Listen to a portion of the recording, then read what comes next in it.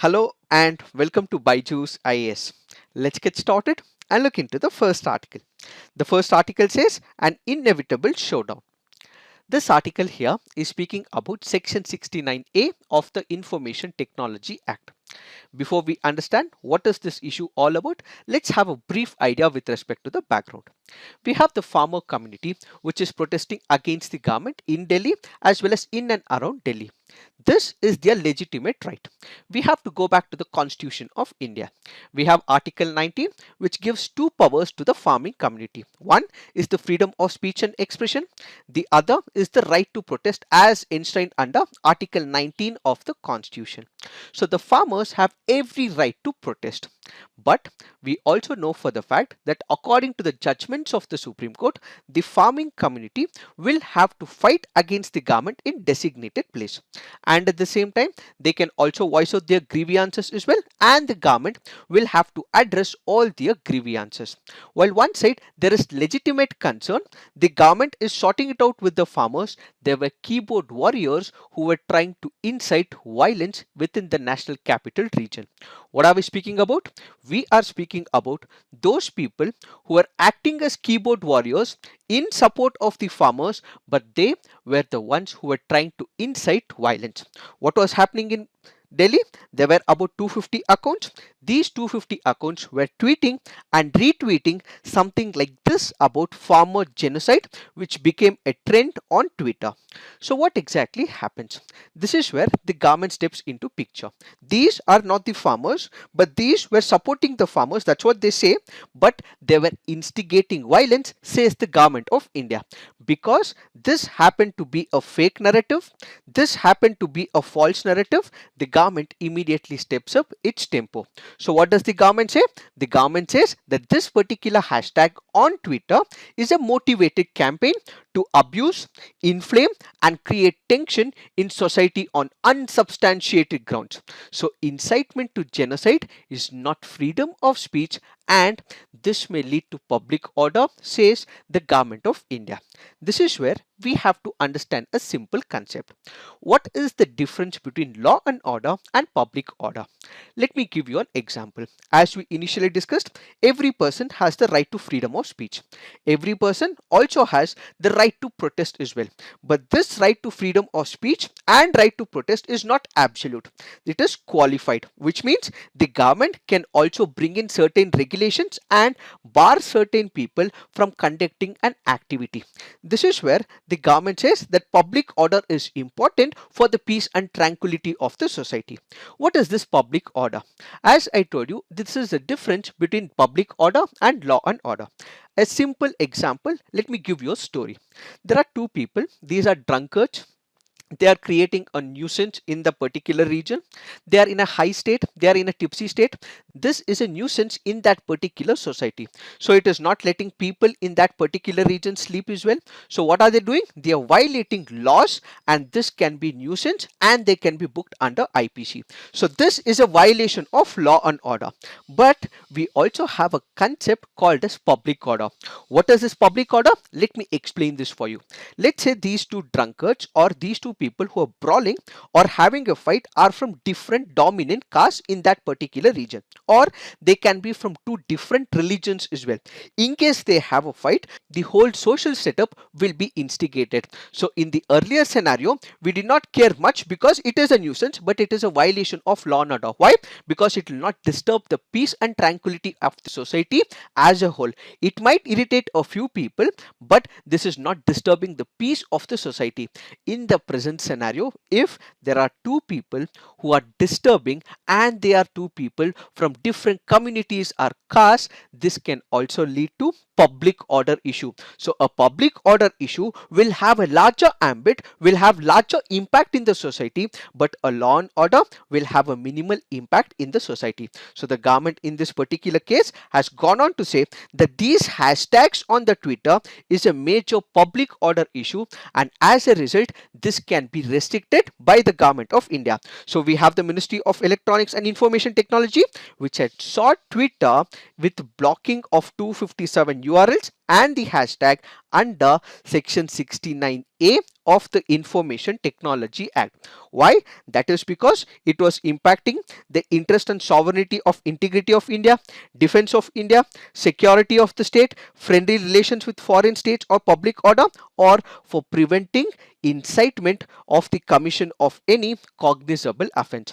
So what is this cognizable offense? Basically, if there is a particular crime that is committed and if the police officers can directly approach and arrest the person who has committed this heinous crime, that is what is called as cognizable offense. But if it is non-cognizable offense, the police cannot arrest another person just like that. He may have to require the permission from the judiciary, from the judicial magistrate. After getting the permission, that is when he would be able to approach and arrest that person.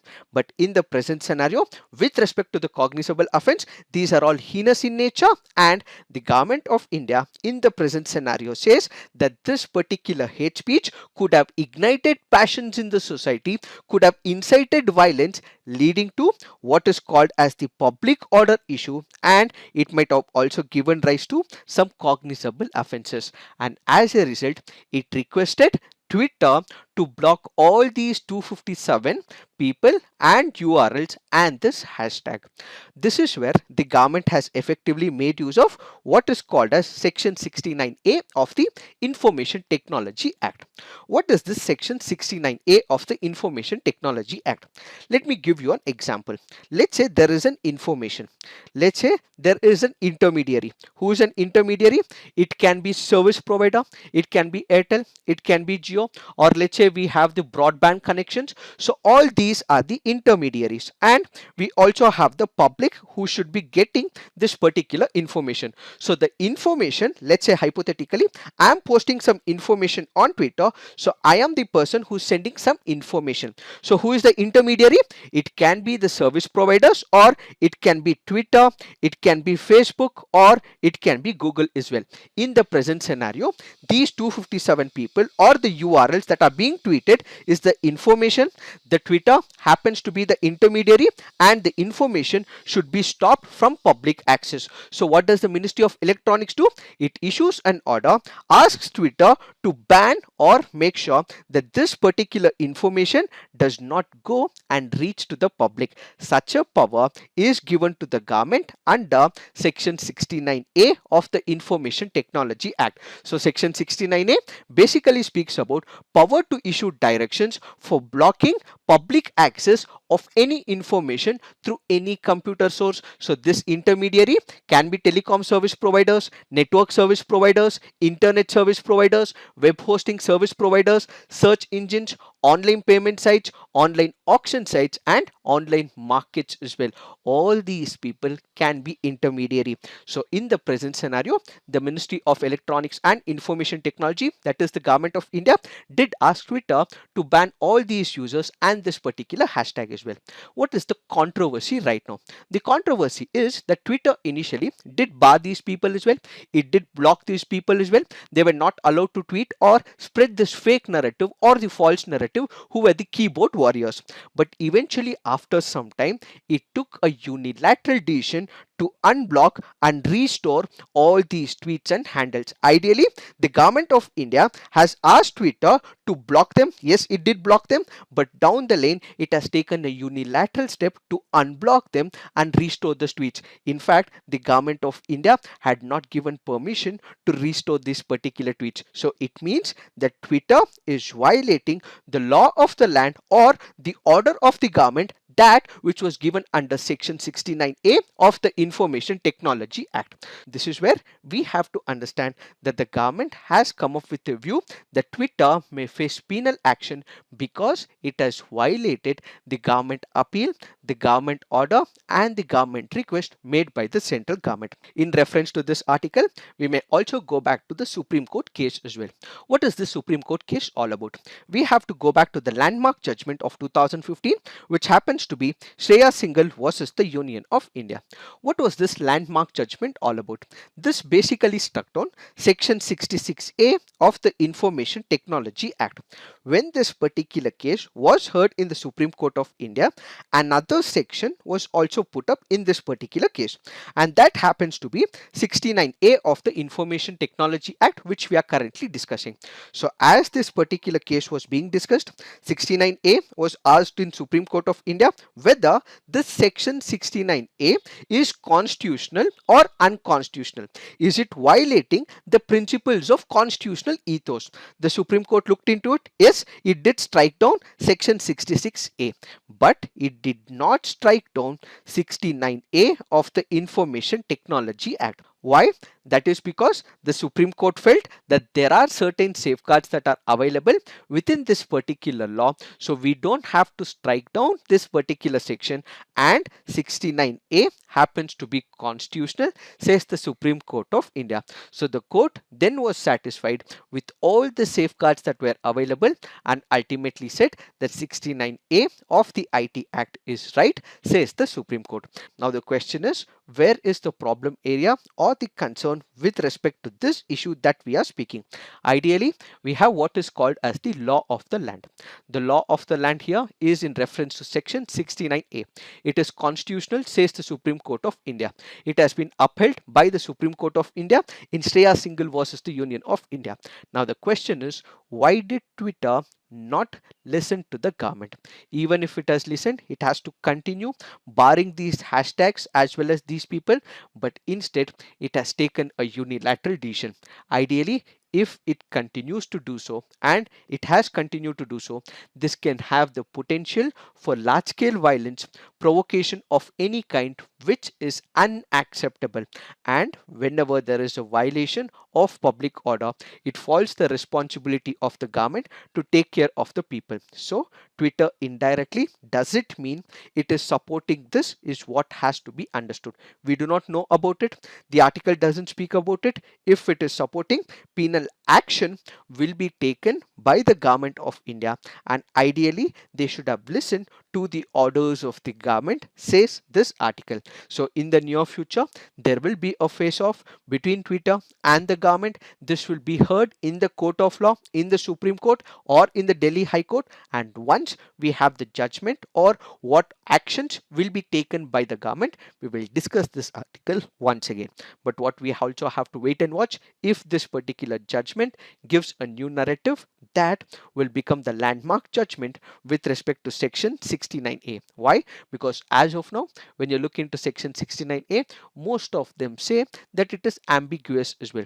It is abstract as well. Why? Because government is just following certain rules, and it is also barring certain sections from voicing its opinion, which means there is violation of Article 19.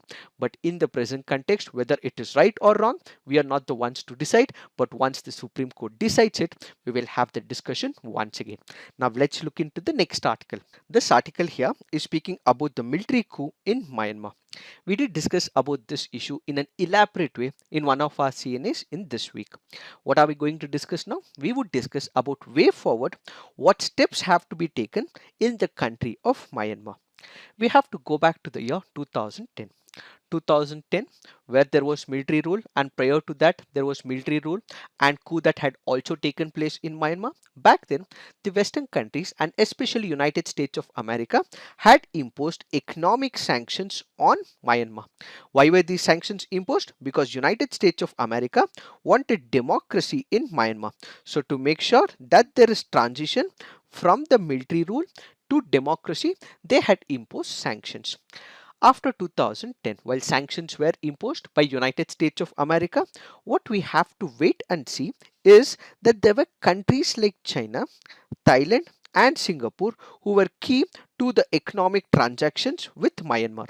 While we had economic sanctions imposed by United States of America, this did not have much impact on the Myanmar. Why? Because you had the Southeast Asian countries which were ready to make business with them, have economic transactions with them. So in spite of the economic sanctions imposed by United States of America, this did not have impact. In fact, most of the trading partners continued to have their relations relationship with Myanmar. In fact, Singapore was also one of the partner which had also made large number of investments in Myanmar. In the present scenario, we have Joe Biden as the president of United States of America. He goes on to speak about ensuring democracy in the world and also respecting human rights as well. If United States of America decides that sanctions will be imposed on Myanmar because there is no democracy, because there is military coup, and because there is snatching away of power, such sanctions may not work, says the article. So what this article says is that if sanctions have to be imposed, this may not work, or it may work as well, but it says it may not work. But if it is being imposed, make sure that the ultimate agenda or the objective of this sanction is met, is the first important way forward. The second is it speaks about crimes against humanity. What is this crimes against humanity?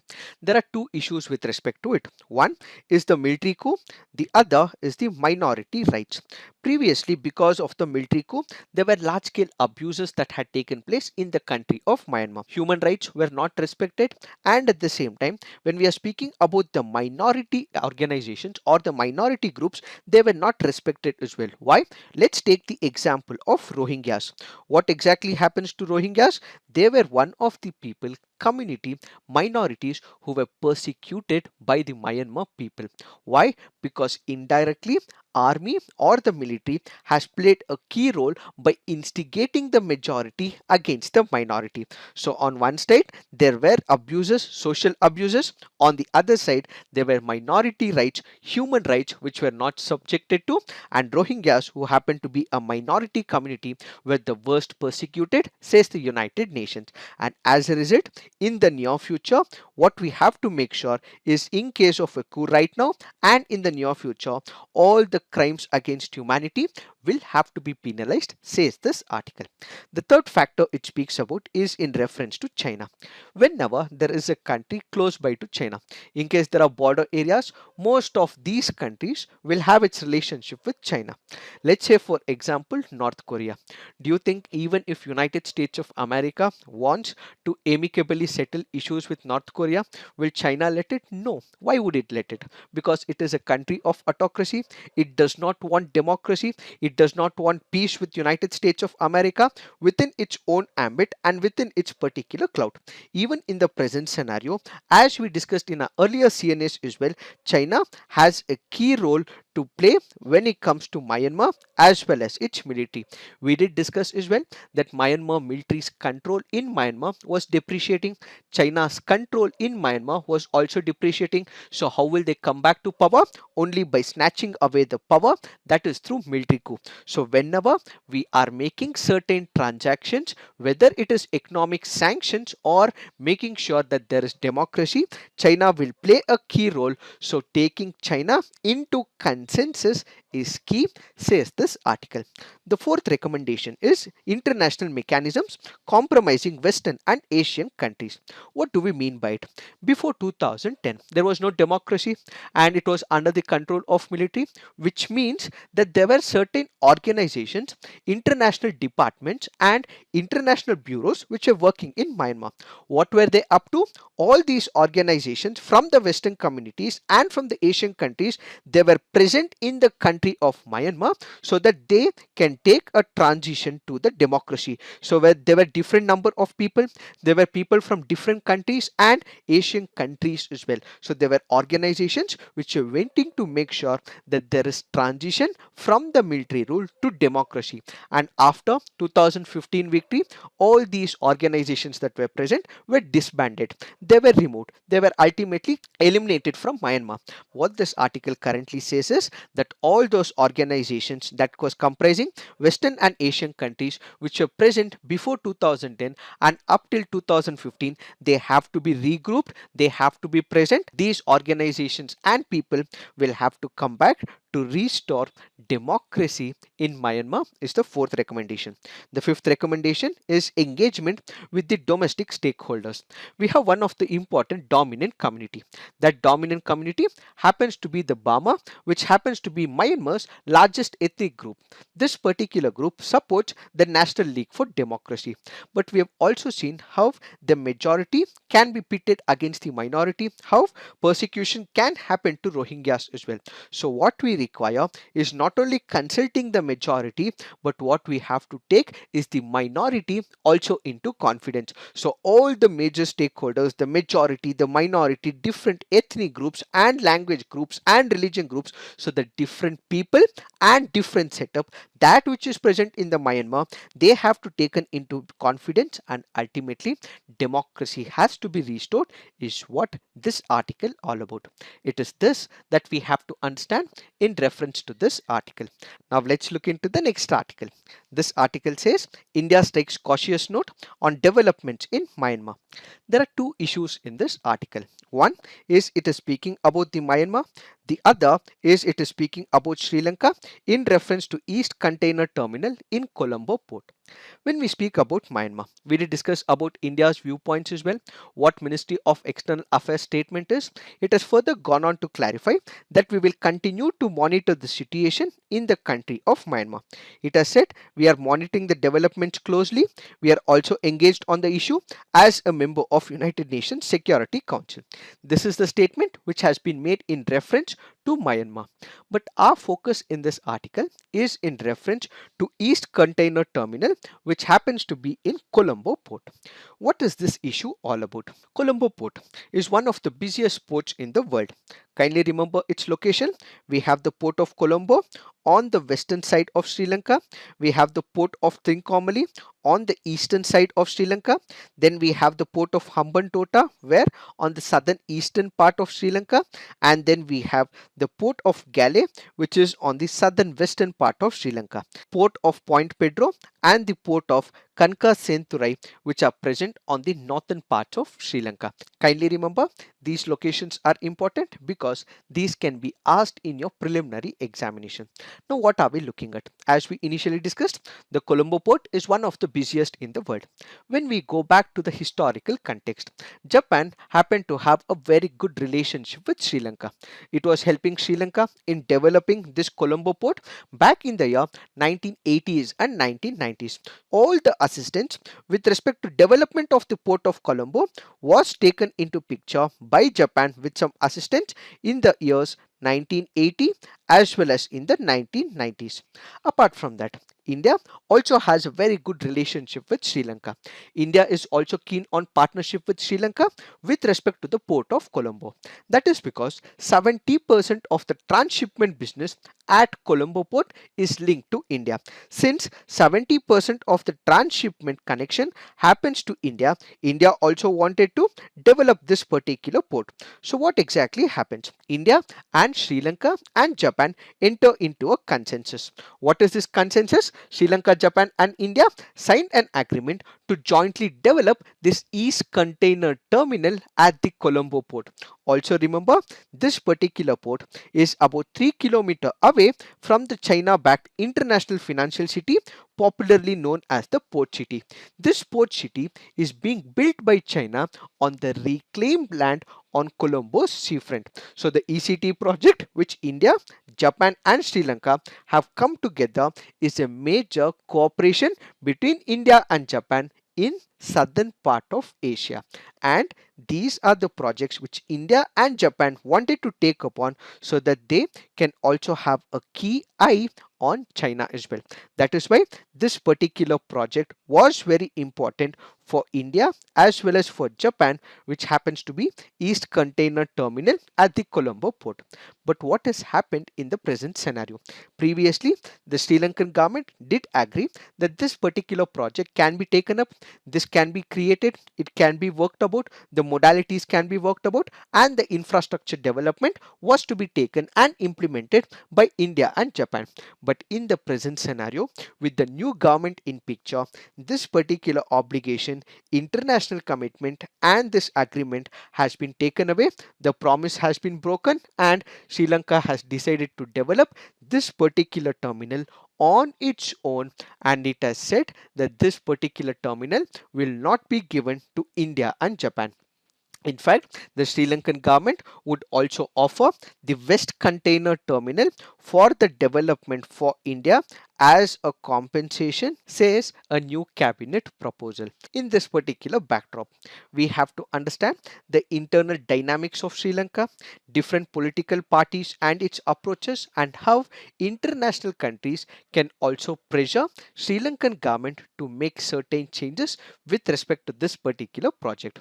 When we go back to this particular project, India, Sri Lanka and Japan signed what is called as the Memorandum of Cooperation to develop the Colombo port. This particular agreement was signed when Mitripala Sirisena was in power. After this particular agreement was signed, something unusual happened in Sri Lanka. What is it? Sri Lankan president immediately comes up and he gives one of the absurd and weird and bizarre arguments. He says that Troy is looking after and he would be assassinated in few days. This is a bizarre statement, which is when in the same meeting, Sirisena also vehemently opposed partnering with India when it comes to the Colombo port as well. This ultimately meant that when it comes to the government formation, there were two political parties back then. One which was led by Sirisena, the other which was led by Prime Minister Ranil Wickremesinghe. Both these parties also had issues because of this particular statement. It was said that indirectly China was influencing Sirisena, but Wickremesinghe, who was supporting the Sri Lankan government and its commitment to Sri Lanka and India, was not ready to do anything because the president has come up with some bizarre arguments. This is where, after some time, Sirisena's allegations infuriated India, and he also had to issue a clarification saying that he never meant that Raw was to assassinate him. After all this controversy that surfaced with the Sirisena government, elections were conducted in the country of Sri Lanka, which meant that Sirisena was out of the system, and we have the new president in the form of Gotabaya Rajapaksa. Gotabaya Rajapaksa won the presidency in November 2019. This is where China was also trying to influence Sri Lanka as well. Why? That is because when you go back to the historical precedents, China has invested huge amount of money when it comes to the port of Hambantota. They had in fact given so much of money that Sri Lanka has to pay a lot of debt back to China. This is what is called as the debt trap diplomacy between China as well as Sri Lanka. So the minute Gotabaya Rajapaksa's system and the presidency steps into picture, there were certain issues within Sri Lanka. What are those issues? All of a sudden, we have the trade unions in this particular area of Colombo port who were fighting against the government and asking the government why foreign companies are given permission to operate in the port of Colombo. This particular government did try to convince them, but over a period of time, it is also being said that all these trade unions were indirectly supported by China against this particular project being given to India as well as Japan. So it indirectly means that these trade unions were supported by the embassy of China. So this is a move by China to checkmate both of its rivals. One is India, the other is Japan. This is what has happened in the present scenario. So the problem right now is what would be the impact on India and Sri Lanka relationship. Many of the people say that Sri Lanka has given a compensation in the form of Western Container Terminal.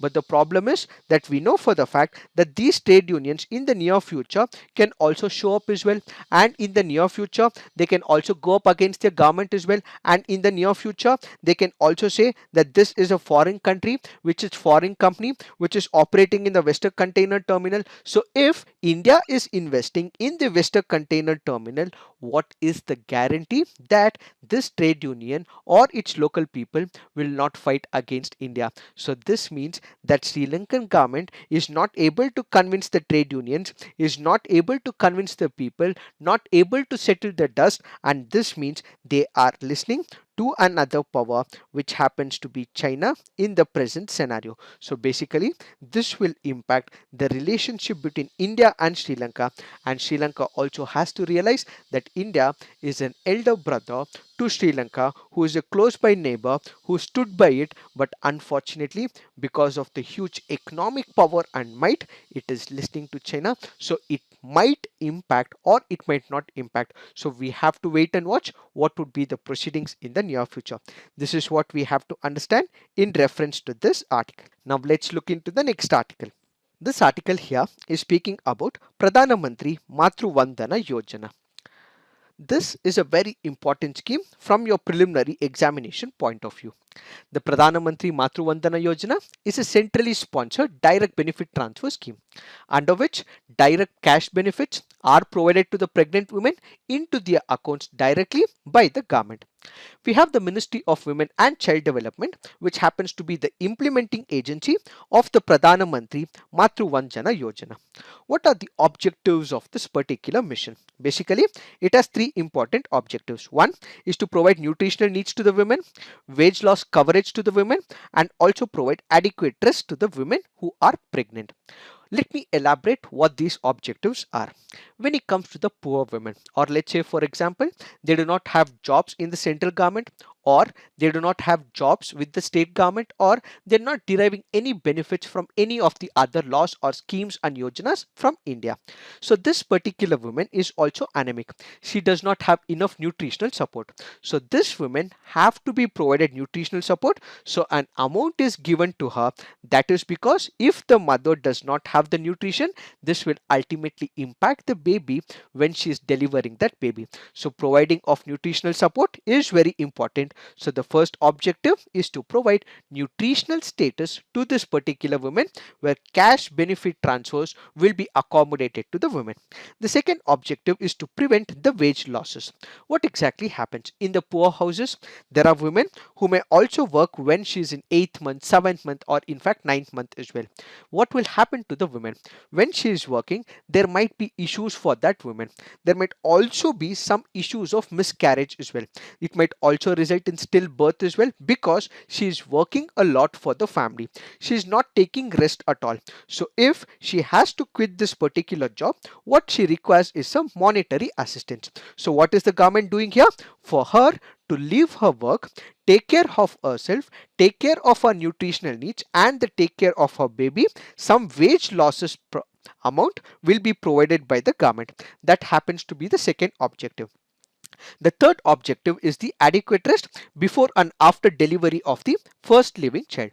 What do we mean by it? After the child is delivered, we have the baby, but immediately after it, the woman, because she is poor, has to go out, venture out, and also has to make sure that she supports the family. But she requires rest immediately after delivery, and at the same time, the child will also have to be breastfed as well, in order to make sure that she has enough amount of rest and she breastfeeds a child. What the government has done, it has also provided once again what is called as the cash benefit. So basically this is a cash benefit program that which is given to all the women who are poor, who are not central government employees, not the state government employees, or they are not recipient of similar benefits under any law for the time being in force. How will this installment be provided? Basically, there are three installments. One is the first installment of ₹1,000 on early registration of the pregnancy at the Anganwadi center, approved health facility as may be identified by the respective administering state or the union territory. So the first installment would be about ₹1,000. The second installment would be about 2,000. This will be given to that particular woman after 6 months of pregnancy on receiving at least one pre-antenatal checkup. So what is this pre-antenatal checkup? Basically, the antenatal checkup is the supervision of that particular woman during a particular pregnancy. It will basically make sure that there is progress of the fetal growth and will ascertain whether the well-being of the mother and the fetus is taken into picture. So this is what is called as the prenatal checkup. So the second installment that would be paid to the women is about 2000. The third installment is about 2000 once again. This will be given after the childbirth. So this has to be registered and the child has to receive the first cycle of vaccination like BCG, OPV, DPT, hepatitis B or its equivalent substitute. So when all these vaccinations are provided, that is when the women will be given third installment is what is this Matru Vandana Yojana. In the present scenario, the article goes on to say that the government's maternity benefit scheme has crossed more than 1.75 crore eligible women till financial year 2020, which is what the center has informed the parliament. Now let's look into the next article. This article says ICC convicts Ugandan rebel commander for war crimes. What are we speaking about? We are speaking about the International Criminal Court. One of the important parameters from your preliminary examination point of view is we know the difference between the International Court of Justice and the International Criminal Court. What are the major differences? When it comes to the International Court of Justice, this was established in the year 1946, but the International Criminal Court was established in the year 2002. The languages used in the International Court of Justice is English and French. The same is with the International Criminal Court as well. What is its relationship with UN? Official court of the UN, which is also commonly called as the World Court as well. This is independent of the United Nations, may receive case referrals from United Nations Security Council, can also initiate proceedings without UN action or referral as well. Where is it located? Both these are located in Hague, which happens to be in Netherlands. What are the jurisdictions?